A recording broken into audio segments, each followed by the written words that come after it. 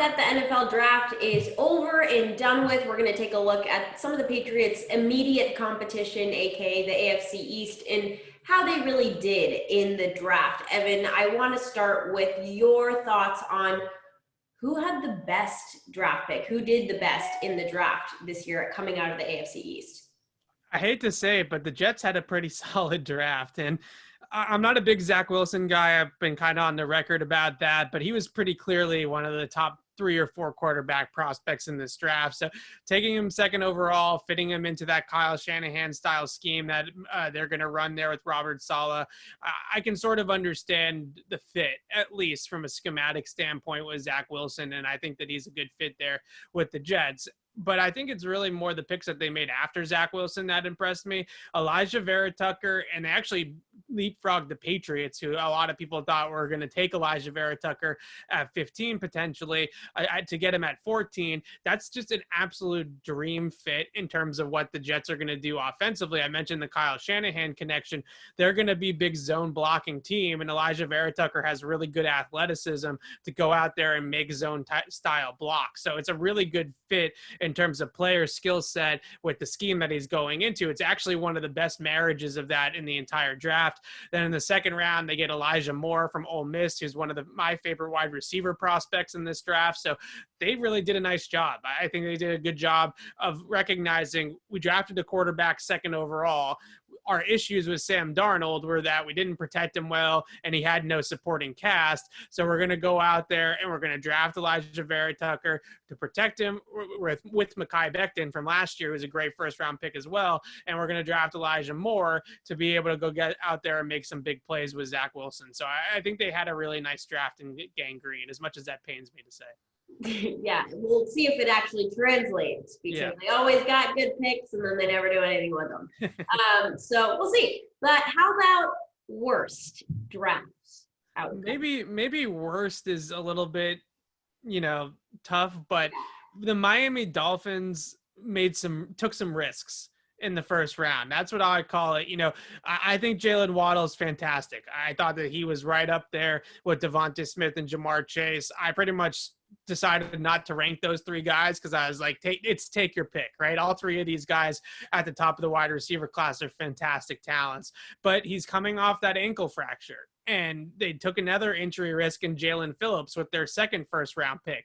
So they got 2 guys in the first round that have a bit of an injury history and have some concerns coming in about durability. So I thought it was interesting that they really went for tremendous upside. With both guys could potentially be the top wide receiver and the top edge defender from this draft class this year, but they could also have some injury problems throughout their careers. And that's kind of what we saw, especially with Jalen Phillips. So I was really surprised that a rebuilding team like Miami, who is trying to surround Tua and trying to get to a little bit more of a consistent operation down there, took those types of swings on players that have had some injuries in their college games, especially Jalen Phillips, who I think is going to be a really electric athlete at the NFL level. He tested extremely well. His tape is really good when he's out there, but he had a laundry list of injuries in college, and it actually caused him to transfer from UCLA to the University of Miami because UCLA basically said, we can't get you healthy. We're going to move on. We can't get you healthy.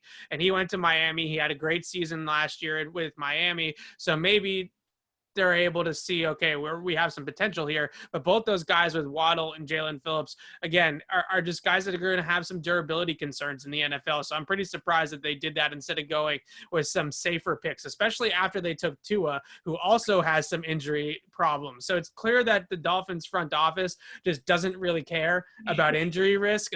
You're talking about first-round picks, right? Top 20, top 5, top 10 picks, and they're just taking all these guys that have a durability concerns. It's surprising. Yeah, I was literally about to say that they clearly it doesn't phase them. He was worked out, I guess, so far, but it's still not enough to tell, and we'll see what happens. It's go big or go home, right? I think that they realize that Brian Flores and Chris Greer, they're the 2 kind of brain trusts of the Miami Dolphins, I think, are thinking to themselves, look, we're either going to swing big and strike out, or if we go try to hit singles, we're not going to last long either. But in the NFL, things turn quickly on head coaches and general managers when you take a lot of high picks like that, like Tua and Jalen Waddle and these guys that you're picking in the top 10, you start missing on those players, it gets dicey really fast. And I think that's the concern that you have, because they've already looked at that Tua pick down in Miami. And I know my friends that cover the team and people that I know that are fans of the Dolphins are saying, why didn't we take Justin Herbert? Why did we take Herbert, or why did we take Tua over Herbert? Obviously, at the time, I think it was a no-brainer for pretty much everybody that evaluated those two quarterbacks. But at the same time, Justin Herbert looked great, wins the offensive rookie of the year, is the more durable, is the bigger quarterback, all those types of things. So they did more of the same this year. I'm really fascinated to see how it ends up working out for them, if it does end up working out for them. I mean, Miami was trending in the right direction this season, so hopefully they can continue going upwards, but we will see what happens.